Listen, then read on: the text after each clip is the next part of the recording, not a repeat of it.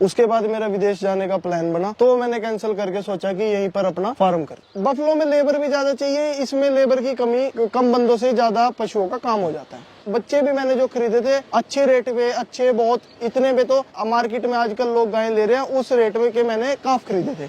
Sir जो मेरा दूध है ये मेरा जा रहा है, मेरे फार्म के पास ही सोसाइटीज हैं और सेक्टर्स हैं, वहां से कस्टमर खुद आते हैं, डायरेक्ट लेके जाते हैं। ये बड़ा पशु है, अब ये हमारा एडलॉक में फंस गया। किसान भाइयों नमस्कार। किसान भाइयों, अगर आप बिजनेस में कुछ करना चाहते हैं, ज्यादा प्रॉफिट कमाना चाहते हैं, तो आपको बाकी फार्मर से कुछ हटके काम करना पड़ेगा। किसान भाइयों, आज इस फार्म पे मैं आपको लेके आऊंगी 23 साल के एक युवा का फार्म है, जिन्होंने विदेश की नौकरी को ना चुन के अपने गांव में ही इस डेयरी बिजनेस की 3 साल पहले शुरुआत करी। किसान भाइयों, आज की इस वीडियो में हम बात करेंगे डेयरी बिजनेस के बारे में, कैसे आप कम खर्च में डेयरी बिजनेस की शुरुआत कर सकते हैं, गाय से शुरू करना चाहिए या फिर भैंस से शुरू करना चाहिए, किसमें ज्यादा प्रॉफिट होता है, और साथ ही आपको बताएंगे क्या क्या इसमें आपको समस्याएं आने वाली हैं और क्या ऐसा आप करें जो बाकी फार्मर नहीं कर रहे हैं, या फिर आप क्या ऐसा वो काम करें जिससे बाकी फार्मर से ज्यादा मुनाफा इस बिजनेस में कमा सकते हैं। तो चलिए फटाफट से आपको मिलवाते हैं फार्मर से और बताते हैं इस डेयरी बिजनेस मॉडल के बारे में। भैया नमस्कार। नमस्कार जी। कैसे हो भैया? बढ़िया जी। आज आपके फार्म पे आए हुए हैं हाँ जी। ये देखने के लिए कि डेयरी फार्म जो है कैसे करा जाता है, क्या क्या उसमें चैलेंजेस आते हैं, क्या क्या समस्याएं आती हैं, और कैसा अभी आपका फार्मिंग मॉडल जो है चल रहा है। तो सबसे पहले तो जो हमारे दर्शक देख रहे हैं सर, अपना और अपने फार्म का छोटा सा परिचय दे दीजिए। आप सभी को नमस्कार। मेरा नाम अभिनव सांगवान है, मेरा गांव तेजलिया जो यमुनानगर डिस्ट्रिक्ट हरियाणा में पड़ता है। सबसे पहले तो मैं आपका धन्यवाद करता हूं कि आप हमारे फार्म पे आए हो इतनी दूर से, और इन दर्शकों के लिए जो घर पर बैठ के आप इनको सारी सुविधाएं दे रहे हैं कि जिससे हाईटेक फार्म और नई नई चीजें घर बैठे सीख सके आपके माध्यम से। ना थोड़ा सा एजुकेशन बैकग्राउंड ही बता दीजिए सर। मैंने सर अपनी ग्रेजुएशन कंप्लीट करी हुई है। मेरी ग्रेजुएशन 3 साल पहले हुई थी। मेरी ग्रेजुएशन मैंने बीए से कंप्लीट करी थी। उसके बाद मेरा विदेश जाने का प्लान बना, तो मैंने कैंसिल करके सोचा कि यहीं पर अपना फार्म कर। विदेश आप जाना चाहते थे? हाँ जी, अमेरिका। अच्छा, हो गया था मेरा सारा कुछ काम। जी जी जी। तो फिर जैसे आप ग्रेजुएशन आपने करी है जी। आप शहर में जाके नौकरी वगैरह कर सकते थे या फिर पढ़ाई भी आगे कंटिन्यू कर सकते थे, तो डेयरी बिजनेस में फिर कैसे आपका मन? सर मोस्टली बच्चे जो अपना पीछे खेती से और एग्रीकल्चर फैमिली से जुड़े होते हैं, वो मेरे हिसाब से तो 90% बच्चे नौकरी नहीं करते, क्योंकि उन्हें वो तलाश रहती है कि खुद का काम करे, या तो वो बिजनेस सेटअप में जाते हैं या फिर अपना कुछ अपने लेवल पे। हमारे इस साइड हरियाणा पंजाब में तो ये चल रहा है फॉरेन का। 90% बच्चे जो 2018 से लेके 21 तक के बैच थे बाहर ही है। भैया आपको लगा कि जितना मैं बाहर कमाऊंगा उतना मैं अगर घर पे रह के काम करूं, मेहनत करूं, इस फार्म से कमा भी लूंगा, प्लस खुद भी रोजगार लूंगा, दूसरों को भी रोजगार दूंगा। जैसा भी हम देख रहे हैं, आपने 2-3 यहाँ पे लोग रखे भी हुए हैं। चलिए सर अंदर चलते हैं और देखते हैं किस तरह का आपका ये फार्म सेटअप किया हुआ है आपने। सर पहले तो ये बताइए, जैसे हम देख रहे हैं आपने काफी फ्री रेंज यहाँ पे छोड़ा हुआ है गाय के लिए जी, तो इससे क्या आपको बेनिफिट हो रहा है? सर इसका बेनिफिट है ये, जैसे कि अपने देखो अंदर शेड के अंदर भी ओपन है, बाहर भी ओपन है, तो इनका सरफेस एरिया बढ़ गया घूमने का। इससे है कि इनकी एक्सरसाइज थोड़ी और फालतू हो जाती है। अंदर जैसे कई बार क्या फोगर वगैरह चल रहे हैं लगातार, सारा दिन ये धूप के टाइम अंदर रहते हैं। अब जैसे वो देखोगे आपको रस्से वगैरह डाउन हो गए हैं। एक्सरसाइज जहां मर्जी बैठ रही है, जहां मर्जी खड़ी हो रही है। हाँ जी, हाँ जी। ये फायदा ही है इनको, बंधन में नहीं है। हाँ जी, हाँ जी। आपने कितने समय पहले सर इस फार्म की शुरुआत करी आपने? सर इस फार्म को मैंने 2.5 साल पहले सेटअप किया था, और अपना कंस्ट्रक्शन वगैरह सेट मेरी अभी पिछले 7-8 महीने पहले हुई है। हम देख रहे हैं सर, आपने भैंसों का चुनाव ना करके आपने गाय का चुनाव किया, और जबकि भैंसों का दूध महंगा बिकता है, उसकी डिमांड भी बहुत ज्यादा है और प्लस फायदा भी उसमें ज्यादा होता है, तो क्या वजह रही सर, अगर हम ये जानना चाहें कि गाय का चुनाव आपने क्यों करा? सर हर बंदे का अपना अपना अलग अलग सिलेक्शन है, तो मेरे को गाय इस करके अच्छी लगी क्योंकि देखो भैंस वाले भी पैसा अच्छा कमा रहे हैं, मैं उनके वे में नहीं कह रहा हूँ। गाय का कारण ये है कि गाय का लैक्टेशन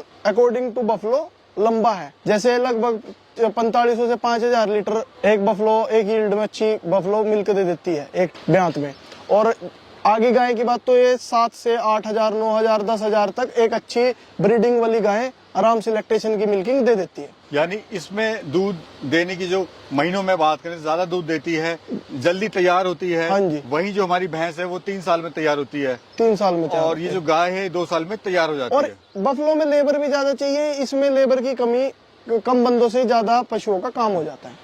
आपने सर बताया कि जो आपने फार्म स्टार्ट किया वो बच्चों से शुरुआत करी आपने। हाँ जी, हाँ जी। हफ्ते के आप बच्चे लाए थे। हाँ जी, हफ्ते और लोग के। जो हैं बड़ी बड़ी गाय लाते हैं। हाँ जी, हाँ तो जी। इसका क्या रिजल्ट रहा और क्यों आपको ये चुनाव करा सर आपने? इसका ये रिजल्ट रहा कि मैं ना पहले मैं 4 पशु लेके आया था बड़े, अलग अलग फार्म से, मतलब सिलेक्ट करे मैं ले आया।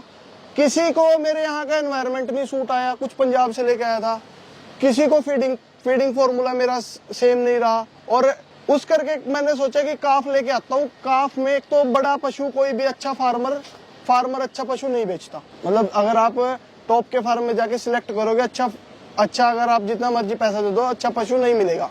और छोटा काफ ये है कि फिर भी मिल जाता है, क्योंकि उसका पालने का बंदा सोचता है कि ये तो 2 साल बाद कब होगा कब नहीं, तो इसे सेल कर देते हैं। और ये बच्चे भी मैंने जो खरीदे थे अच्छे रेट पे, अच्छे बहुत, इतने पे तो मार्केट में आजकल लोग गाय ले रहे हैं, उस रेट में के मैंने काफ खरीदे थे।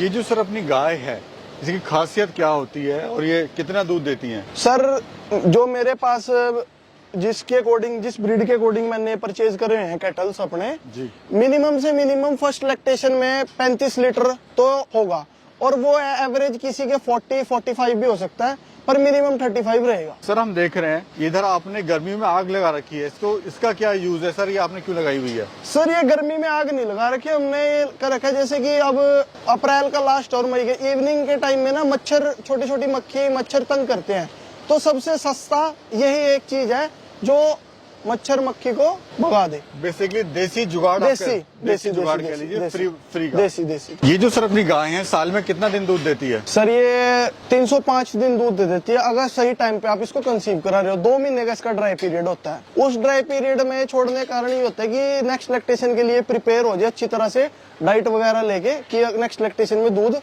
पूरा दे सके। अभी टोटल गाय कितनी है? मिल्किंग वाली कितनी है? नॉन मिल्किंग कितनी है? सर मेरे पास नॉन मिल्किंग 38 कैटल्स है अभी, और 4 है अपने मिल्किंग पे, और 2-4 काफ भी और बुल वगैरह भी है। अगर दूध की बात करें तो सर कितना मिनिमम दूध दे रही है और मैक्सिमम कितना दे रही है? सर मेरे पास जो ताजा पशु ब्याए थे तो मेरे पास मिनिमम से मिनिमम 35-36 और एक ने 41-42 दिया था। 41-42 पे फ्लक्चुएट हो रहा था मिल्किंग। ये जो सर दूध आपका आ रहा है, ये इसको आप सेल कहाँ कर रहे हैं और किस रेट से आप ये बेच रहे हैं? सर जो मेरा दूध है ये मेरा जा रहा है, मेरे फार्म के पास ही सोसाइटीज हैं और सेक्टर्स हैं, वहाँ से कस्टमर खुद आते हैं, डायरेक्ट लेके जाते हैं, क्योंकि हम किसी भी अपने पशु को कोई भी हार्मोनल इंजेक्शन वगैरह नहीं लगाते, जो आजकल मार्केट में चल रहा है। तो बात करें सर, जैसे 60 रुपए लीटर आप दे रहे हैं उसको? जी 60 रुपए जा रहा है हमारा। वही जो हरियाणा में जो रेट चल रहा है, जो डेयरी फार्म वाले दे रहे हैं, वो 40 रुपए 48 रुपए दे रहे हैं। जी। तो आप उनसे 10-20 रुपए फालतू ही कमा रहे हैं। जी। लेकिन थोड़ी इसमें मेहनत है। अगर मेरा किसान भाई खुद का कस्टमर बनाता है तो वो ज्यादा प्रॉफिट ले सकता है। हाँ जी। अभी सर ये बताइए, जो पर लीटर दूध आपको मिल रहा है, क्या लागत आ रही है और कितना उससे बेनिफिट हो रहा है?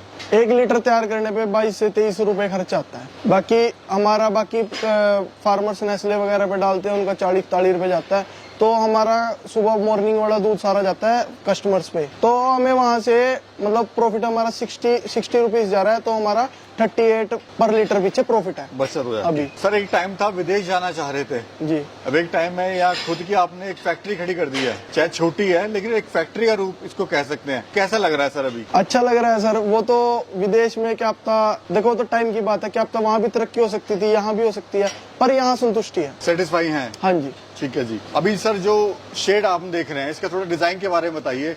काफी पैसा आपने इसमें लगा दिया है। ये जो शेड आप देख रहे हो, इस साइड से हमने क्या कर रखा है, ज्यादा ऊंचा शेड नहीं डाल रखा, क्योंकि बारिश वगैरह इधर से उधर से हवा निकलती है तो बारिश अंदर आती है। जैसे वेंटिलेशन दे रखी है, एक स्टेप ये हो गया, एक स्टेप इधर हो गया शेड में, फिर एक इधर दे रखा है। और इन फ्यूचर जब उस साइड बनेगा, एक स्टेप हम उस साइड देंगे, तो इससे है कि सर्कुलेशन अच्छा होता है। और ये जो आप रो देख रहे होंगे, हमने 18 फीट चौड़ी रख रखी है। जैसे इन फ्यूचर अपने 50 पशु उस साइड आते हैं, 50 का पैन इस साइड है, अगर सारे के सारे 100 इकट्ठे खाएंगे जब टीएमआर के साथ चलती है तो सफोकेशन होती है, तो ये इस करके स्पेस ज्यादा दे रखी है, थोड़ी सफोकेशन ना हो। और सर ये जो आपने लगा रखा है, ये क्या बोलते हैं इसको? लोहे के डंडे जो लगाए हुए? सर ये इसे कहते हैं कि हेडलॉक। ये मोस्टली फार्मों में, मतलब आजकल नए फार्मों में सेटअप हो रहे हैं। अब मैं आपको दिखाता हूँ, जैसे ये बड़ा पशु है, अब ये हमारा हेडलॉक में फंस गया, और जैसे हमने सारे पशु पकड़ने, मतलब कोई वैक्सीन करनी या कुछ करना, तो ऐसे फीड लगाई, सारे खाने आएंगे तो ये सब फंसते चले जाएंगे। तो इसका बेनिफिट ये है कि एक अकेला बंदा भी सारे पशु पकड़ सकता है। जैसे अब ये हो गया और ये अब खुद खुल जाएगा। मतलब ये है कि वैक्सीन वगैरह देना है आपको, हाँ जी, हाँ जी, ये उसको देखना है तो आप इसको देख सकते हो। हाँ जी जी, हमारी बाउंड्री भी सारी इसी से हो रखी है ना, हेडलॉक से। अच्छा सर, ये जो इतना यहाँ पे गोबर आता है उसका क्या करते हैं आप? सर जितना भी गोबर है हमने 2 पीछे ड्रेनेज सिस्टम बना रखे हैं। जब एक फुल हो जाता है तो दूसरे में छोड़ देते हैं, इतना वो दूसरा ड्राई हो जाता है, फिर अपने फार्म पे हमने पॉपुलर की खेती करते हैं तो उसमें सारा चला जाता है। ये जो सर सीमन आप यूज कर रहे हैं या फिर बुल से आप क्रॉस करवाते हैं? सर बुल अभी तक तो किसी भी फीमेल पे यूज नहीं किया। ये बुल रखने का कारण ये है कि जैसे कोई गाय या फिर हिफर नहीं कंसीव हो रहा, 2 बार 3 बार 4 बार यही करा के तंग हो गए, तो उसकी सर्विस बुल की सर्विस देते हैं। वैसे मोस्टली हम सीमन यूज करते हैं अपना वर्ल्ड वाइड और एबीएस वगैरह। ठीक है जी। अभी सर ये मुझे बताइए, जैसे सीमन लगाने में क्या फायदा होता है किसान भाई को, क्यों सीमन का यूज करे? सर सीमन लगाने का फायदा ये है कि सपोज करो सीमन सारे इम्पोर्टेड है, डायरेक्ट बुल्स के हैं जिनकी मदर की टीपीआई और सब सारा इम्प्रूव्ड है, और वो हम डालेंगे। अगर सीमन का बच्चा होगा तो इम्प्रूवमेंट उसकी एज कम्पेयर टू बुल से ज्यादा मिलेगी, क्योंकि बुल हो गए हमारे फिर भी उस लेवल के नहीं है जो फॉरेन से इम्पोर्टेड सीमन्स है। फीड के बारे में बताइए, फीड जो आप दे रहे हो क्या इनको दे रहे हो सर? सर हमारी फीड अभी चल रही है 2 किलो सुबह 2 किलो शाम, जो मेरे हिफर्स हैं, क्योंकि मेरे पास मिल्किंग वाले तो कम है, मिल्किंग वालों पे चल रही है अलग से। ड्राई हिफर्स पे जो फीडिंग चल रही है 2 सुबह 2 शाम डाल रहा हूँ। सर डेयरी फार्म में लोग गलतियां क्या करते हैं बताइए? सर सबसे पहली गलती तो ये होती है कि हर फार्मर को पशु अच्छा नहीं मिलता, और दूसरी बात फार्मर क्या करता है, कम लीटर वाली के पीछे जाता है। भाई कम लीटर वाली गायें लेंगे, बड़ी गायें ज्यादा दूध देने वाली गायें बीमार ज्यादा होती है, तो वो क्या करते हैं 60-70 हजार रुपए की पशु लेता है, तो वो किसी का 18 लीटर किसी का 15 लीटर ऐसे पशु लेता है, 3-3, 4-4। तो उन पशुओं से वो 1 की बजाय 3 लेता है। वो इतना अच्छा 2.5 या 3 लाख का अच्छा पशु ले लो, वो 40 से 45 लीटर दूध देगा उन 3 के बराबर, और जो वो 3 होंगे वो खाएंगे ज्यादा और आउटकम भी उनकी कम होगी। जब वो ड्राई पीरियड में जाएंगे तो वो खाएंगे भी तो ज्यादा, उसकी जगह ब्रीड वाले पशु लो, और सबसे पहले ब्रुसेल्ला टेस्ट के पॉजिटिव ब्रुसेल्ला टेस्ट कराओ, फिर पशु लो, अगर नेगेटिव है तब लो। यानी किसान भाई का एक बड़ा समस्या होती है कि जो पशु ले रहे हैं को ये नहीं पता होता कि ये सही है या लेना चाहिए या नहीं लेना चाहिए। नहीं लेना चाहिए। तो वो जो टेस्ट आप बता रहे हैं जी, उसको करा के मेरा किसान भाई जान हाँ सकता है जी। कि ये पशु सही है नहीं है। नहीं है, सही है। अच्छा, दूध वगैरह सर कैसे निकाल रहे हैं आप इनका? दूध सर मशीन से, अपनी मिल्किंग मशीन है उससे दूध निकलता है इनका। कितनी मशीन सर सफिशिएंट है आपके फार्म पे? सर अभी तो मैंने छोटी ली थी, मेरी 65 हजार रुपये गई थी, तो वो अभी उससे मिल्किंग करता हूँ। इन फ्यूचर बड़ा लगाना पड़ेगा मशीन।